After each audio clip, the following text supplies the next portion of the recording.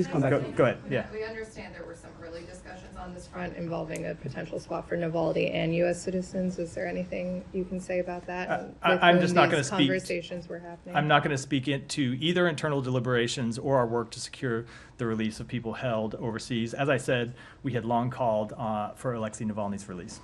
And were there any conversations with the Germans? I'm just not going to speak to our conversations with any of our diplomatic partners about the work that we do to try to secure the release of wrongfully detained Americans or others held around the world. But you don't deny it.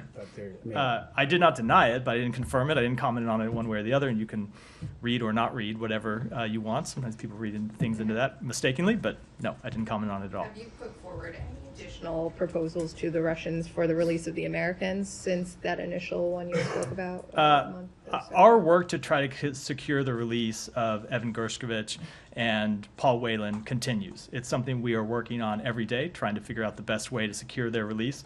As it pertains to any further proposals or any further conversations, I just don't have anything to announce today. As I said, there are times when we feel it's in our interest to make public, or in the interest of the work we're trying to do, to make public certain details. But beyond that, we typically try not to comment at all because we don't want to jeopardize the status of what are very sensitive work that we're doing to try to secure their release. Go ahead. Thank you.